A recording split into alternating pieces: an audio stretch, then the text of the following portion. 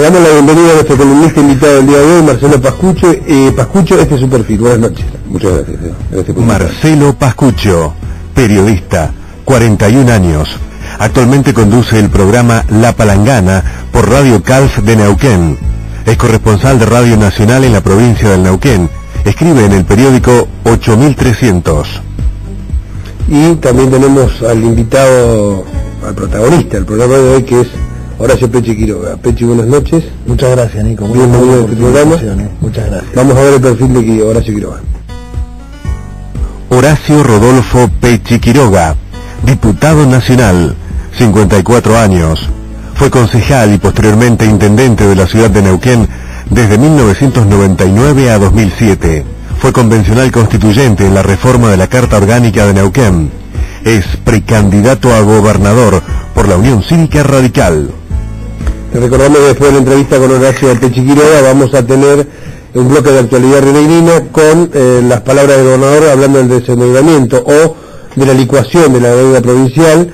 Vamos a tener al intendente justicialista Juan Domingo Garrone, intendente de Godoy, que también nos habla de la interna peronista y nos habla también de la situación del municipio y lo que implica esta medida que tomó la presidenta. Bueno, para Pechi ya entrar en tema, también tendrás una opinión formada de esta decisión tomada esta semana por la presidenta Cristina Fernández de Kirchner, ¿no? ¿Qué impresión y qué impacto causará desde tu punto de vista para la provincia de Neuquén? No, yo creo que esta decisión implica empezar a devolver algo a las provincias de lo que ha venido concentrando el gobierno nacional, precisamente en detrimento de las provincias. Si nosotros hacemos un análisis de los últimos años, cómo se distribuían los recursos entre la nación y las provincias, partimos de una ley del gobierno de la NUCE que realmente distribuía de acuerdo a decreto como se le ocurría, era un gobierno de facto. Esta ley se mantuvo hasta el año 1986, gobierno de Raúl Alfonsín mediante, ley 23548, establecía un régimen de recursos que el 54% iba a parar a las provincias y el 46% restante a la nación. Recuerdo que en ese momento la nación tenía escuelas, tenía hospitales y tenía un montón de empresas públicas, YPF, Hidronor, Agua Energía, Ferrocarriles Argentinos, ICF, etcétera, etcétera. Y las que estaban en la capital. La capital y demás. Después de eso, pacto fiscal mediante de Caballo, se le da a las provincias 34%, es decir, se le sacan 20 puntos a las provincias. Y ahí empieza a funcionar lo que yo he denominado la ley del gallinero. Me parece que no hay que dar demasiadas explicaciones de la ley del gallinero. A partir de ahí se fueron incrementando recursos que no se coparticipaban, como el impuesto a los combustibles, por ejemplo, el impuesto y las retenciones a la soja, que después se empieza a coparticipar, el impuesto a la ley del cheque, que después se empieza a tirar un poquitito, y como consecuencia de esto indica de que hoy el 76% lo tiene la nación y únicamente el 24% en las provincias. Consecuencia, un sistema federal quebrado. Las provincias están absolutamente todas en un estado de quebranto terrible, con ahogos financieros. Por lo tanto, lo que está haciendo el gobierno nacional es empezar a devolver algo que le ha venido sacando en los últimos años al conjunto de las provincias argentinas. ¿Es la visión global de la Unión Cívica Radical del bloque? ¿Todos los radicales piensan igual con respecto a esta medida? Bueno, es un tema que lo hemos venido discutiendo de tal manera que habíamos empezado a ir generando condiciones de mayor federalismo en la Argentina. El primero fue la denominada ley de coparticipación del impuesto a los débitos y a los créditos, es decir, impuesto al cheque, donde ya nosotros estábamos empezando a presionar a un gobierno nacional que se anime a aflojar la caja. La quieren todas para el gobierno nacional, tiene realmente una vocación de voracidad impresionante. Y después estaba previsto algo de que ahora utilizaría la Presidenta de la República para financiar los pasivos de las provincias, que era coparticipar los ATM, que durante los últimos tiempos no se han coparticipado, o mejor dicho, no se ha dado a las provincias esto que es aporte del Tesoro Nacional para desequilibrio financiero. En realidad todas las provincias, salvo 4, tienen desequilibrio financiero, y se habían acumulado 10.000 millones, con lo cual si se distribuían de acuerdo al régimen de participación, por ejemplo, a la provincia de Neuquén eso le hubiera correspondido algo de 150, 160 millones.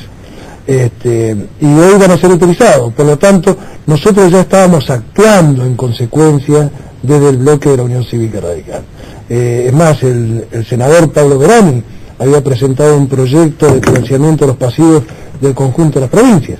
Así que esto no es nuevo para nosotros, siempre hemos tenido la vocación de sembrar federalismo en un gobierno muy unitario, que es bastante compleja la cosa, ¿no? Anteriormente el gobierno nacional, durante la gestión de Duhalde, había solucionado en parte el problema, había liberado la coparticipación, que prácticamente todas las provincias estaban endeudadas, tenían tomado el 100% de la coparticipación. Al hacerse cargo de la deuda del Estado Nacional, se les debió, por ejemplo, a Río Negro, el 85% de esa coparticipación. Ahora lo que se hace es mejorar la calidad de la deuda. Eso sirve, pero decías que es un problema de caja, que es inmediato, que esto no arregla. Sirve, pero en esencia no empezamos a ver en la realidad el país federal, es decir, no hay nación sin provincias. Entonces, esto es, por empezar a devolver algo, indudablemente le genera mejores condiciones y mejora la calidad de la deuda, porque la deuda la van a seguir teniendo. Ahora, ¿por qué las provincias se han endeudado? En algunos casos porque ha habido un incremento irresponsable de los gastos, pero también porque han tenido menos recursos con mayor cantidad de responsabilidades. Si se le ha transferido salud, educación. Claro, será transferido salud, será transferido educación, los planes sociales y un montón de cosas, entonces las provincias empiezan a absorber gran parte de la problemática, de la misma manera que esto termina repercutiendo en los municipios. Es decir, este fenómeno de descentralizar sin plata es un juego de piolas bárbaro. Es decir, ha actuado con tanta viveza y en este caso con tanta voracidad el gobierno nacional, que en este concepto de distribución de la ley del gallinero indudablemente se ven perjudicados. En primer lugar las provincias y en segundo lugar los municipios. Y de todos modos creo que uno ha de suponer que cuando se habla de la plata del gobierno nacional también iría a las provincias por otras vías. Digo, no me imagino a la presidenta acumulando dinero en la Casa de Olivos, ¿no? Digo porque da una sensación, o por lo menos se muestra como que el gobierno acumula para sí puertas adentro de la Casa de Gobierno de Olivos. ¿Se supone que también ese dinero va a las provincias de otro modo? Sí, pero con algunas facultades de excepcionalidad que le da superpoderes al gobierno, porque yo considero que el poder político tiene facultades discrecionales, pero la discrecionalidad es a los efectos de determinar prioridades en situaciones de emergencia, y bueno, frente a esta situación actuamos frente a la urgencia, frente a la emergencia, frente a la mayor necesidad de determinadas condiciones, y me parece que esto corresponde que sea así, porque hay legitimidad de origen. Ahora, una cosa es la discrecionalidad y otra cosa es la arbitrariedad. Este gobierno es arbitrario, porque es cierto que concentra los recursos y después van a las provincias, pero van a las provincias que a ellos se les da la gana. Por ejemplo, la provincia de Santa Cruz ha tenido mayor índice de aportes de ATM y de obras que otras provincias. Es decir, me parece bien. Sucedió con La Rioja. Sucedió con La Rioja en su momento y demás. Sucedió con la provincia de Buenos Aires en la época de Alfonsín. No, en la época de Alfonsín no, porque recordemos que en ese momento gobernaba Armendáriz. Si hubiéramos utilizado eso, seguramente hubiéramos tenido la sucesión de un montón de gobiernos radicales, y la única vez que gobernó el radicalismo en la provincia de Buenos Aires fue del 83 al 87.